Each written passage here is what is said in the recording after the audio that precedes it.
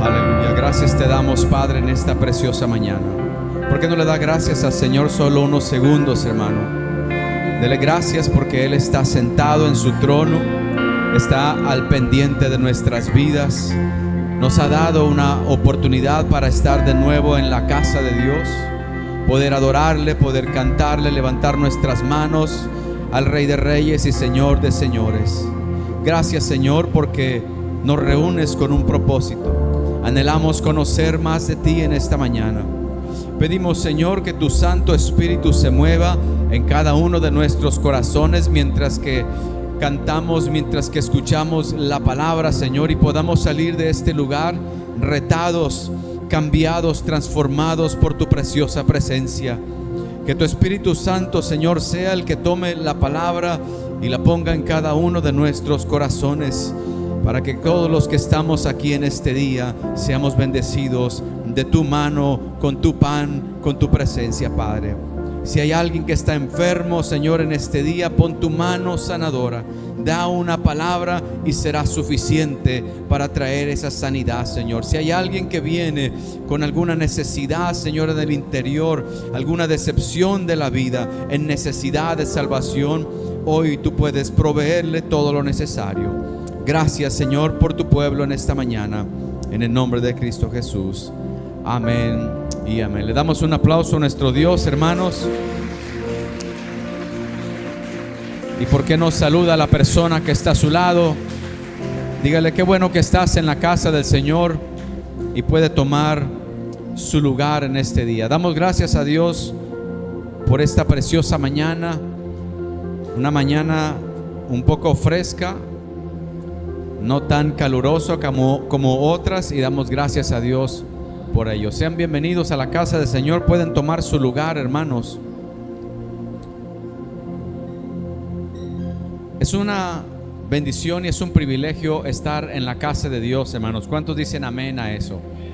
¿Sabe que los que han tenido la oportunidad de visitar a alguien en el hospital, en algún hogar, visitar a un enfermo que está en cama y que no puede ya levantarse, a una persona enferma que tienen que estarla cambiando, alimentando, es cuando valoramos, hermano, el privilegio de poder estar en la casa de Dios y poder decir: Señor, gracias que estoy en este lugar, y poder aprovechar todo lo que Dios tiene para cada uno de nosotros, hermanos. Así es de que siéntase privilegiado de esta oportunidad, y oremos, hermanos, por los que no pueden congregarse, los que están en una cárcel, los que están enfermos, los que están en alguna situación crítica y que anhelarían estar sentado ahí a un lado de usted. Amén, hermanos. ¿Están contentos en esta mañana? Gloria a Dios. Quiero compartirles algo, hermano. Hace años tuve la oportunidad, como lo he mencionado en algunas ocasiones, de haber viajado a un viaje misionero, hermanos, a Burkina Faso, en África. Estuvimos muchos días allá, hermanos, compartiendo la palabra del Señor. Aprendimos un poco de la cultura de nuestros hermanos africanos, morenitos, alegres, efusivos, hermano. Y tuve la oportunidad de ir a un pequeño mercado en la capital ahí de Burkina Faso, que se llama Ouagadougou. Diga conmigo, Ouagadougou. ¿Ve? Ya habla ahí, hermano, ese lenguaje que ellos saben. Y me llevaron a un pequeño mercado. Me pareció muy interesante. Dijeron: ¿quiénes quieren ir? Y yo levanté la mano. Siempre he estado ahí de curioso. Y cuando llegamos a este lugar, hermanos, le decían el mercado de los blancos. Así le decían ellos en su lenguaje, el mercado de los blancos. En África eso es algo muy peculiar, es muy común que haya un mercado de los blancos. Una persona morena como yo, hermanos, para ellos allá soy considerado blanco. Yo dije: qué privilegio, me voy a venir aquí a vivir a Burkina. Pero yo preguntaba a uno de los pastores por qué le llamaban así. Y él dice: porque mucha gente de Europa, de Estados Unidos, llegan a ese lugar Y usted va a ver a los africanos, hermano, con unos sacos o una ropa muy costosa. Americanos van y regalan su ropa y la tienen ahí, y algunos africanos la están vendiendo, se la regalan, pero ellas la venden para sacar dinero. Entonces tú veías aquellos morenitos bien vestidos, pero obviamente ellos vivían en una terrible pobreza, hermanos. Y era algo muy interesante ver eso. Y quiero conectar esto con el tema que hoy quisiera compartir con ustedes, hermanos. Yo le puse por título grandeza externa, vacío interior. Grandeza externa, vacío interior. Nuestra hermana Cintia nos compartía, ¿verdad?, que hemos culminado con el reto congregacional, lo cual me da gusto que muchos hermanos lo llevaron a cabo. Si usted es un creyente, escúcheme bien, hermano, si usted es un creyente y en todo el mes no le entró a la Biblia, reevalúe su fe, reevalúese como creyente, porque no es posible que un creyente no lea y coma palabra de Dios. Terminando el libro de los Hechos, hermano, y que el miércoles pasado estuvimos hablando un poco aquí sobre el momento en el que el apóstol Pablo está defendiendo su fe ante el rey Agripa, y él da su testimonio y cómo comparte, ¿verdad?, lo que Dios ha hecho con él. Nos pasamos al libro de Romanos, hermano, que también el autor es el apóstol Pablo, hermanos, y quiero que vaya conmigo al capítulo 1 del libro de Romanos, versículo 16 y 17, y que prestemos mucha atención. Es un pasaje muy conocido, hermanos, muy conocido por todos nosotros. Pablo llega a un momento en el capítulo 1 donde da esta declaración muy impresionante y dice de esta manera: en el nombre del Padre, del Hijo y del Espíritu Santo, porque no me avergüenzo del Evangelio. Dígalo conmigo: porque no me avergüenzo del Evangelio, porque es poder de Dios para salvación a todo aquel que cree, al judío primeramente, y también ¿a quién? Al griego. ¿Y qué más dice? Porque en el Evangelio la justicia de Dios se revela por fe, como está escrito: mas el justo por la fe vivirá. Martín Lutero dijo estas palabras, hermano, que aunque uno estudie mucho el libro de Romanos, nunca será lo suficiente. El libro de Romanos es una carta muy importante, hermanos, y de todas las que escribió el apóstol Pablo, se puede decir que es la más valiosa. Personajes como Agustín, hermano, él se convirtió leyendo Romanos capítulo 13 y 14. Martín Lutero comenzó la reforma, hermanos, protestante con Romanos 1:17. Y también Juan Wesley dice que cuando leía la carta a los romanos, su corazón subía de temperatura, se ponía caliente su corazón. Algo pasa en la carta de los romanos, hermano, porque es importante entender esto. La carta de los romanos tiene la explicación del Evangelio más profunda, más larga, más extensa, más amplia, más completa. Y por eso es importante para nosotros aprender sobre la carta a los romanos. Y para esto, hermano, nos vamos un poquito al tiempo de aquel entonces, hermano, cómo era Roma. Y yo quiero que usted preste atención a algunas de las características de Roma, porque esto es importante para lo que Pablo está hablando. Roma, hermanos, era conocida por su tamaño. Al menos 1 millón de personas en esa ciudad. Una ciudad muy prominente, muy poderosa. El imperio romano, hermanos, se dice que abarcaba 7.5 millones de personas, de los cuales 3 millones, hermanos, se considera que eran esclavos.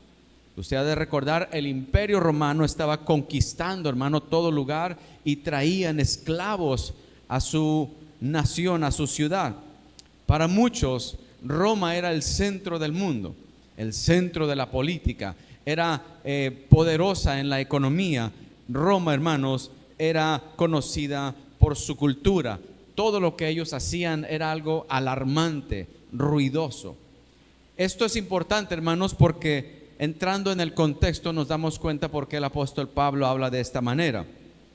La grandeza, hermanos, de Roma, pudiéramos decir, era ese saco caro, lujoso de los morenitos que acabo de yo comentarle, pero por dentro había un vacío en el interior, había una miseria espiritual.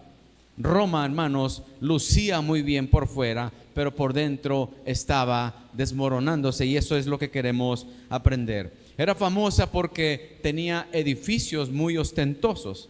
Tenía un edificio llamado el Panteón. Era un templo, hermano, donde los romanos adoraban a múltiples dioses. Múltiples dioses. Y era tan... lo hicieron de tal manera que era algo que la gente se quedaba, hermanos, con la boca abierta cuando veían este tipo de edificios. También usted ha de recordar que ellos tenían un coliseo donde practicaban el atletismo, pero también, hermanos, veían como a los cristianos en ese coliseo, hermano, les quitaban la vida. Eran creyentes o personas que tenían que luchar por su vida mientras que peleaban contra fieras salvajes, hermano. Y usted ha escuchado de eso, me imagino que mucho. En cuanto a su moralidad, hermanos, hay un personaje que quiero yo mencionarle que se llama Lucio Anneo Séneca. Lucio Anneo Séneca. ¿Por qué es importante este nombre, hermanos? Porque Lucio Anneo Séneca dijo estas palabras de Roma. Dijo: Roma es una cloaca máxima de pecado. Eso es lo que es Roma. Vea cómo la caracterizaba Séneca, como una cloaca máxima del pecado. Era vista como un sistema de alcantarillado que en la ciudad de Roma se recolectaba todos los vicios, toda la maldad, toda la suciedad abundaba allí en Roma. Por eso este personaje decía: esta es una cloaca, aquí está todo el desperdicio. Se ve muy bien por fuera, muy ostentosa, muy brillante, muy poderosa, muy lujosa, pero por dentro hay una grande miseria. Entonces, así como un alcantarillado, hermano, que recibe toda la ciudad, imagínense toda la suciedad de esta ciudad, llegar a esa alcantarilla. Esa era Roma, hermanos, para que usted tenga idea cómo funcionaba Roma en aquel entonces. ¿Y quién era Lucio Anneo Séneca? Un filósofo romano, hermanos, uno de los pensadores más influyentes de su época. No solo un pensador, pero también era un tremendo orador, era un político, era un senador de Roma. Él conocía, hermano, el teje y maneje del gobierno romano, y en su corazón tenía cierta parte de principios bíblicos, porque él, hermano, criticaba a Roma de tal manera que les trataba de decir: estamos mal, en otras palabras. Por eso es importante, porque la crítica de él la consideraban como una autoridad intelectual. Este no era cualquier hombre, hermanos. Este era alguien que hablaba, conocía, sabía lo que estaba diciendo. Y una crítica como esa, usted sabe lo que pasaría en este tiempo, hermano. Le quiero recordar lo que pasó hace 2 o 3 semanas a Charlie Kirk. Por estar hablando ese tipo de cosas, hermano, le quitaron la vida. O sea, no era cualquier cosa lo que él decía. Este era un consejero del emperador que por varios años estuvo allí aconsejando, hermanos, al emperador en ese tiempo. Ya vamos captando cómo era Roma, hermanos. Este era alguien que era un testigo directo, y todo lo que él veía, hermano, la élite romana se movía a su alrededor, y él decía: hay algo que no está bien. Podemos nosotros proyectarnos de tal manera, con un saco muy arreglado y muy bien peinados, como a veces nosotros como creyentes, hermano, pudiéramos llegar aquí con una corbatilla como esta y lucir a lo mejor bien por fuera. Se pone ahí su spray, sus pinturas, sus zapatillas, sus zapatos, sus botas, todo, su perfume, pero por dentro, ¿cómo estamos en el corazón? Por dentro, ¿cómo está nuestra situación? Lo dejo ahí para que vayamos meditando en esto, hermanos. Séneca criticaba, hermanos, los pecados de Roma porque ellos tenían una prostitución masiva, hermanos. Había homosexualidad, adulterio, había, hermanos, orgías. En cuanto a la esclavitud, ellos vendían y compraban a los seres humanos. Había abuso sexual a los esclavos, hermano, los abusaban como ellos querían. Hombres, mujeres, niños, de todo, hermano. Este era el gobierno en aquel entonces. En cuanto a la avaricia, Séneca dice que había una corrupción política terrible, hermanos, hasta lo más alto, hermanos, extorsión, lujos desmedidos. Así dice Séneca de Roma, pero no se le figura que estamos más o menos en un lugar parecido, hermano. ¿Sí está la iglesia aquí o todavía no, hermano? ¿Le parece que estamos rodeados de algo parecido como en aquel entonces? ¿Hasta dónde hemos llegado? La idolatría. Roma no solo adoraba, hermano, múltiples dioses falsos, pero adoraban al mismo emperador, lo consideraban como un dios. Mire qué distorsionado estaba aquello. Ya lo mencionamos, se divertían viendo, hermano, cómo las fieras se comían a los cristianos porque ellos no negaron a Jesús y los echaban allí y soltaban a una fiera, una bestia, y enfrente de miles de personas eran despedazados, hermano. ¿Puede usted imaginar un poquito lo insensible que estaba esta nación, hermanos? Nosotros estábamos aplaudiendo aquí mientras que alguien dice la honra y la gloria es para Dios, y aplaudimos para Dios. Pero aquellos aplaudían mientras que un león o un tigre o un oso, hermano, estaba devorando a un niño o a una mujer. Algo terrible, hermano, y la gente aplaudiendo. O los ponían ahí en el Coliseo y los incendiaban como antorchas cuando se les hacía tarde en estos juegos sangrientos, hermano. Piense un poquito la insensibilidad de la mente, del corazón de aquellas personas. Una alcantarilla, una cloaca máxima de pecado. No somos Roma, hermanos, pero no se ocupa ser un Séneca para poder entender que los tiempos en los que estamos viviendo son o iguales o muy similares, hermano. Todavía en este tiempo hay la trata de personas, a mujeres, adolescentes, niñas, niños, hermano. Mientras que nosotros estamos aquí, hay personas que están haciendo transacciones con ellos. Hay esclavitud. ¿Cuántas personas no han encontrado, hermano, que hasta las han tenido encadenadas y siendo abusadas sexualmente en pleno año 2025? Esta ciudad, hermanos, como el título lo menciona, era grande, fuerte, poderosa en el exterior, pero había un terrible vacío en el interior. Y así es como lo veía Séneca. Me parece muy acertado, hermano, lo que Lucio Aneo Séneca miraba en esta ciudad. Pero Pablo, hermanos, miraba otra cosa. Mientras que este político veía y criticaba esto de esta manera, Pablo, hermano, escribiéndole a la iglesia de los romanos, Pablo está mirando otra cosa. Pablo dice: para mí es el campo misionero perfecto en el cual yo puedo llevar la palabra del Señor. ¿Sí ve? Un pensador de una manera, pero un creyente lo mira de otra. O sea que aunque estamos en una ciudad como esta, hermano, lo cómodo y lo fácil sería: Señor, sácame de aquí. Pero cuando una persona como el apóstol Pablo tiene la visión en el corazón de Dios, hermano, lo que Dios quiere que se lleve a cabo, esa persona va a decir: estamos en el lugar correcto como creyentes para poder saciar o llenar ese vacío con el evangelio de nuestro Señor Jesucristo. Despiértame a tu vecino y dile: estamos en el lugar correcto. Definitivamente estamos en el lugar correcto, hermanos. Peligroso lugar, pero el correcto. Muy peligroso, pero el correcto.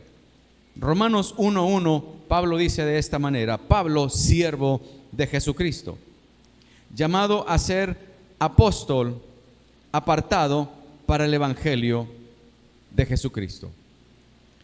Pablo les escribe y les dice: yo soy un siervo, un esclavo de Jesucristo. No es lo mismo ser un esclavo de Jesucristo a ser un esclavo de Roma, pero puedo identificarme con la esclavitud que hay en Roma.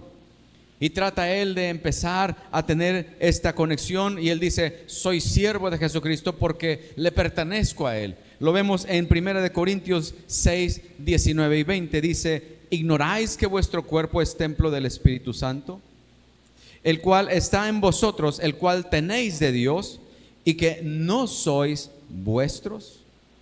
No nos pertenecemos a nosotros, hermano. Alguien pagó por nosotros y ahora nosotros le pertenecemos al mejor amo que jamás ha existido y existirá, al Rey de Reyes y Señor de Señores, y su nombre es Jesucristo. El llamado del apóstol Pablo era a los gentiles, hermano. Nosotros ya lo sabemos, pero es necesario remarcarlo, porque ahora Pablo está anhelando ir a Roma, a donde está todo aquel gentil que no tiene a Cristo. ¿Cuál era el propósito del apóstol Pablo? Romanos 1:11 dice: porque deseo veros para comunicaros algún don, a fin de que seáis confirmados. Otro de los propósitos es el apoyo misionero, hermanos. Romanos 15, 23 y 24 dice: pero ahora, no teniendo más campo en estas regiones, y deseando desde hace muchos años ir a vosotros, cuando vaya a España, iré a vosotros, porque espero veros al pasar y ser encaminado allá por vosotros, una vez que haya gozado con vosotros. Mas ahora voy a Jerusalén para ministrar a los santos, porque Macedonia y Acaya tuvieron a bien hacer una ofrenda para los pobres que hay entre los santos que están en Jerusalén. Pablo también quería ir, hermanos, con otro propósito, de que hubiera una reconciliación entre los creyentes gentiles y los creyentes judíos, hermano. Y aquí es donde entra un poco más, hermano, lo que a nosotros nos interesa, porque nosotros, hermano, entendemos que Pablo, cuando le está escribiendo a la iglesia de Roma, él no la fundó. Pero en el tiempo de Pentecostés, usted ha de recordar que vino el Espíritu Santo, los llena a todos de su presencia, de su poder, y los testigos que estaban alrededor comenzaron a escuchar cómo estas personas hablaban en su lenguaje. Pero después viene la persecución y salen, hermano, huyendo, y llegan muchos por todos lados y comienzan a predicar la palabra del Señor. Llega un momento, hermanos, en el que Claudio, el emperador, hermanos, expulsa a los judíos de Roma, los saca, hermanos. Y cuando los saca, hermanos, pues otra vez hay una persecución. Pero terminado este ciclo de Claudio, hermanos, lo que pasa es que los judíos regresan, pero ya había una iglesia fundada por creyentes que habían huido de la primera persecución. Si ve, hermano, que un creyente, cuando verdaderamente es tocado en su corazón, cuando el evangelio verdaderamente ha penetrado en el corazón de aquel hombre, de aquella mujer, es una mujer completamente diferente. Es un hombre completamente cambiado, restaurado, y que ahora sus prioridades son diferentes. Que su visión ya no es terrenal, pero que es una visión celestial. Y donde quiera que llega, lo que hace es que se interesa en repartir el pan del evangelio, aunque esté en una cloaca máxima del pecado. Lo que hace es que su rey y su señor le ha puesto una carga. Y Pablo dice: yo soy deudor a ustedes. Yo quiero ir a Roma, porque anhelo predicar el evangelio donde ustedes están. Sé que Roma es poderosa, sé que Roma tiene un ejército poderoso, sé que su imperio es vasto y se ha expandido por todo el mundo conocido. Sé que tal vez Roma tiene los mejores emperadores y que los romanos y griegos los ven allí a ellos como un tremendo y poderoso Dios, y yo quiero ir a ese lugar. Si ve, hermano, el corazón misionero. ¿Cuántos tenemos un corazón misionero, hermanos? Muy pocos corazones misioneros. Hace falta. Como iglesia, déjeme decirle, hermano, no hemos llegado todavía a ese punto, pero lo vamos a lograr con la ayuda del Señor. Un día, hermano, el corazón de alguien será encendido de tal manera que va a decir: me quiero ir de Colima, quiero ir a un lugar que se parezca al de Roma. Dile a tu vecino: ese vas a ser tú o ese voy a ser yo. No hay mucha convicción ahí, hermano. No, ese secreterismo ahí, secretito, ¿verdad? Ese eres tú, nada más, no yo. Y por eso Pablo, hermanos, lo que hace es que cuando llega a este versículo donde él dice, porque no me avergüenzo del evangelio, porque es poder de Dios. No me avergüenzo del evangelio, es poder de Dios. No es una vergüenza para mí hablar del poder de Dios, de esa dinamita que ha explotado aquí adentro y que ha provocado un cambio en el interior. Le comentaba yo ayer a un hermano, le decía, no es lo mismo decir me siento bien en la iglesia, me gustan las cosas de la iglesia. No es lo mismo decir eso a decir soy una nueva criatura. Eso es completamente otra página. Hay gente que se siente bien en la iglesia, pero nunca se compromete, nunca hace nada, no lee la Biblia. Es que me gusta lo que dice, está bonito. Sí, pero no es una nueva criatura. Y si no es una nueva criatura, hermano, usted dígamelo, ¿hacia dónde va una persona que no es una nueva criatura? ¿A dónde, hermanos? Al infierno, por supuesto. Así de grueso y así de clara es la palabra, hermanos. ¿Por qué? Porque la nueva criatura es la que ha sido cambiada, renovada, es la que ha entendido el mensaje de salvación y se arrepiente de esa cloaca de pecado y ahora entra a la vida en Jesucristo. Así es de que no seamos de los que me gustó la palabra pero no practico lo que dice la palabra, porque entonces yo estoy en un tremendo peligro, hermanos. Y Pablo dice, no me avergüenzo. Aunque Roma sea muy poderosa, el evangelio es más poderoso. Aunque Roma esté ostentosa por fuera, el evangelio es poderoso, lujoso por fuera, pero es rico y es un grande tesoro por dentro. Recuerda el encuentro que tuvo el apóstol Pablo con el Señor Jesucristo, hermanos, en el camino a Damasco. Allí, hermano, es donde él experimenta este poder, este dinamis, en otras palabras. Por eso no me avergüenzo. Tienes muy buenos filósofos que pueden confundirnos a cada uno de nosotros. Es más, el mensaje de la cruz para algunos de ustedes es una locura, pero para mí es poder, porque lo he experimentado. Yo era de esta manera, pero he experimentado un cambio completamente genuino de adentro hacia afuera. ¿Cuántos han experimentado ese cambio, hermano? Ese cambio se tiene que ver, ese cambio se tiene que notar. El perseguidor ahora se convierte en un defensor. Por eso es que no me avergüenzo, romanos, del evangelio. Porque aunque se pare un Séneca y diga hay tanta corrupción, hay tantas cosas terribles en Roma, mi corazón me dice ahí se ocupa el evangelio de Jesucristo. Por eso yo, Pablo, siervo de Jesucristo, habiendo sido llamado al apostolado por la gracia de Dios, para el evangelio que el Señor había anunciado, hermano, desde antes en los tiempos por los profetas, a favor de su Hijo Jesucristo, por el cual recibimos el llamado, el apostolado y la gracia. Eso dice el libro de Romanos. O sea que estoy seguro de lo que estoy hablando, estoy en una completa confianza de lo que estoy diciendo, que Cristo puede cambiarle el corazón a Roma mientras que el evangelio vaya entrando, hermanos. Nota la postura que tiene que tener un creyente, hermanos, cuando se encuentra en un lugar como este. Por eso la urgencia de poder conocer el evangelio de Jesucristo, de haberlo experimentado, de tener la seguridad que yo haya tenido mi encuentro en Damasco. Porque de otra manera, hermano, la cloaca máxima de pecado va a seguir creciendo.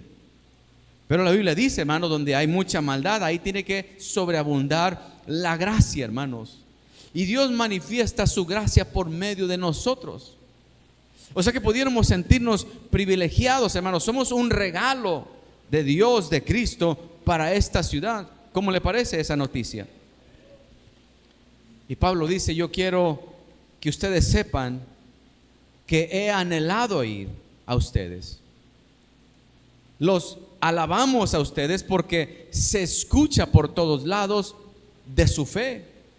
Aunque Pablo no había sembrado esa iglesia, la fe de aquellos gentiles y judíos que se habían convertido al cristianismo se escuchaba por muchos lados, hermano. Y me ponía yo a pensar en estos pasajes. ¿Se escuchará, al menos en mi familia, de mi fe? ¿O ni mi esposa cree en mí, ni mis hijos creen en mí? A lo mejor tengo años como creyente y los vecinos no saben que yo asisto a una congregación. No saben que yo me rijo por la palabra de Dios. Era tan impresionante ver algo el día de ayer, hermanos, que entre comillas doy gracias a Dios por la actividad que se organizó para ir a la cumbre de los varones. A ver, ¿dónde están los varones? Levánteme la mano ahí los varones. Gloria a Dios por los varones, hermano. Y hubo un buen número, casi 50 varones. Llegamos allá a la cumbre. Usted hubiera visto, hermano, algunas caras de las personas que estaban allí, que fueron a disfrutar de su mañana en un clima muy fresco. De repente ven a casi 50 varones, hermanos, ahí abrazados y empezando a orar al aire libre. La gente estaba viendo así, hermano. Era un bicho raro eso para muchos. Dice que, ¿qué es esto? ¿Qué es esto? Algo que no se ve, hermano. En donde tú ves a casi 50 varones así abrazados y que comienzan a orar todos. Eso, hermano, es un choque en lo espiritual. De seguro en la mente de algunas personas empezó a haber allí alguna crítica. Y a lo mejor también a los que estábamos allí, tal vez a alguien, a alguno de nosotros nos haya llegado aquí al corazón un poco la pena, la vergüenza. ¿Cómo que voy a orar aquí? Si ni en mi casa oro, pero ahora me están diciendo que voy a orar aquí. Es una lucha en lo espiritual. Ahora piensa, hermano, que usted fuera enviado a Roma a predicar el evangelio. Ahora piense que usted en su corazón le nace aquí un ardor, hermano, en el corazón que Dios le ha puesto y te dice: necesito que tu cuadra conozca de mi nombre. Necesito que toda tu familia le quede bien en claro que yo soy el único que salva, que perdona pecados y que aún puedo darle sanidad a su alma, a su espíritu, y aún si estuviera enfermo físicamente, yo tengo el poder para hacer algo, porque es un dinamis, es una dinamita la que pueden experimentar. Si nosotros, hermanos, no creemos lo que estamos predicando, entonces estamos rodeados de una hueste, de una potestad, de un principado, y nos van a mantener callados, hermanos, nos van a mantener quietos, y no vamos a poder hacer un impacto en una ciudad como esta, que necesita creyentes que tengan ese denuedo, ese deseo de predicar la palabra. Esa es la razón, hermanos, por la cual Pablo está mirando este lugar como un campo misionero. Cuando nosotros decimos Cristo viene pronto, hermano, es una urgencia la que se siente ya en este tiempo. Es una urgencia. Lo peor de todo es que, mire la reacción, hermano. ¿Cuántos nos queremos ir con Cristo? ¿Sí ve?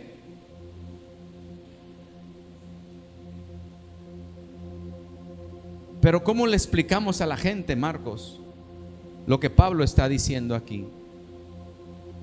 Yo no me avergüenzo del evangelio, te voy a explicar por qué. Porque lo he experimentado. Lo que se había dicho del Mesías, yo mismo lo escuché y lo viví.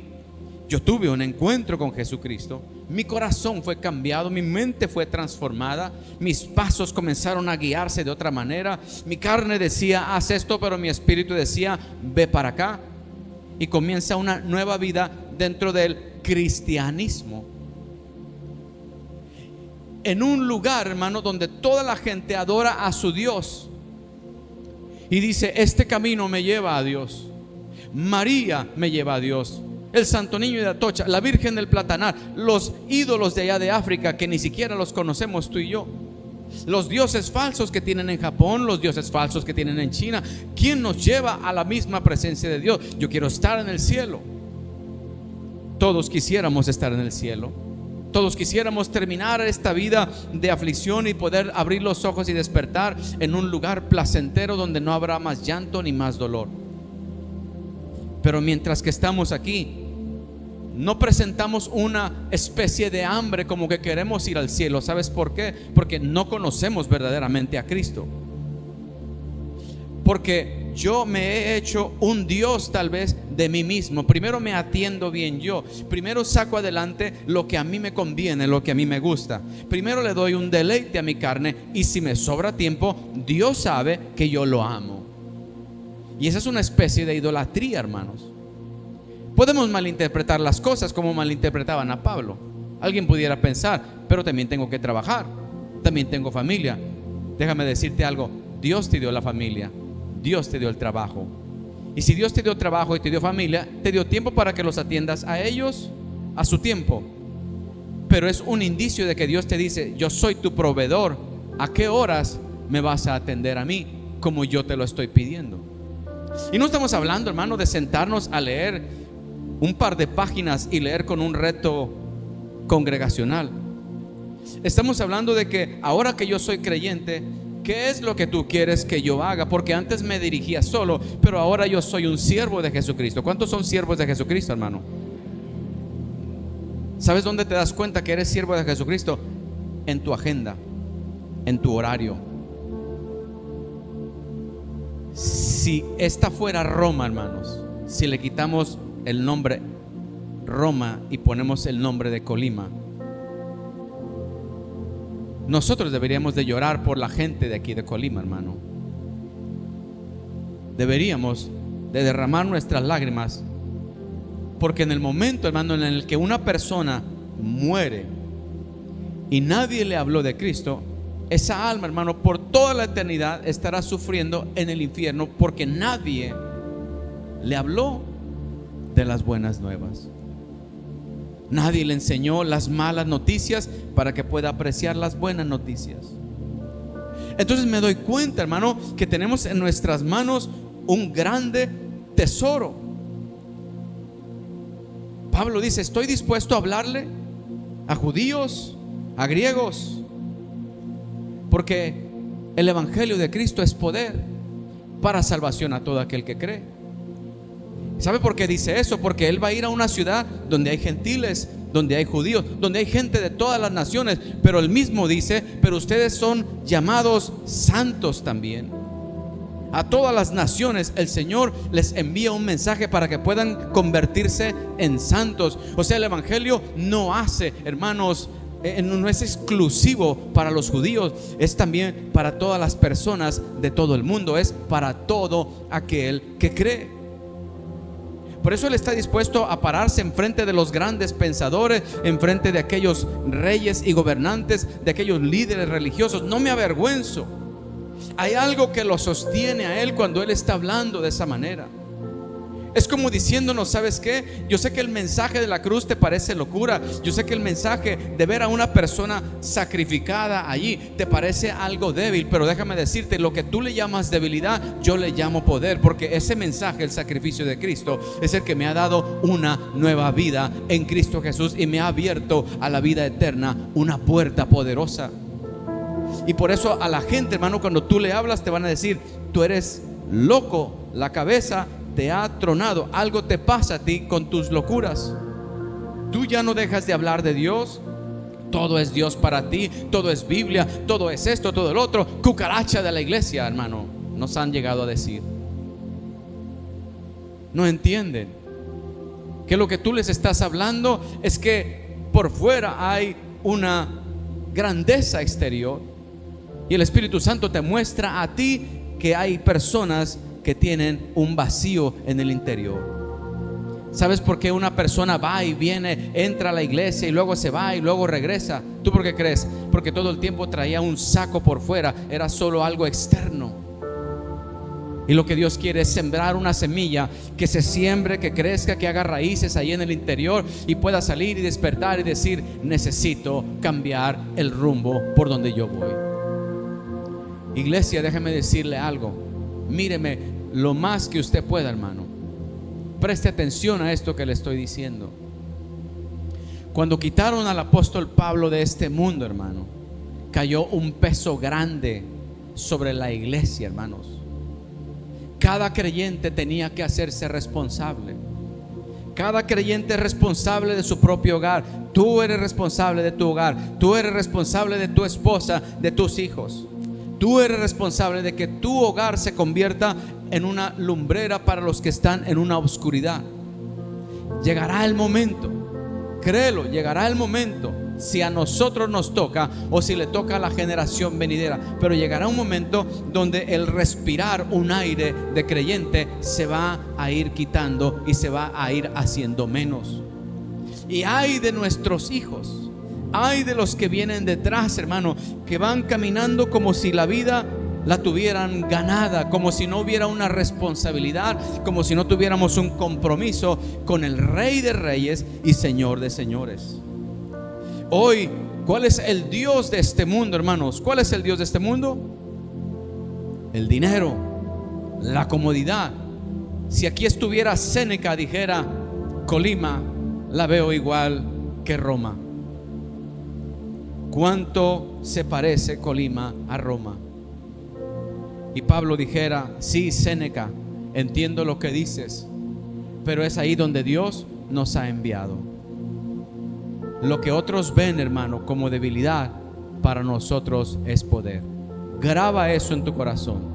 El día de mañana que comience, hermanos, en tu vida y en la mía, una hambre, una sed por Dios, pero también de ir y repartir pan a todo el que tiene hambre y que la necesita en su corazón, esa palabra.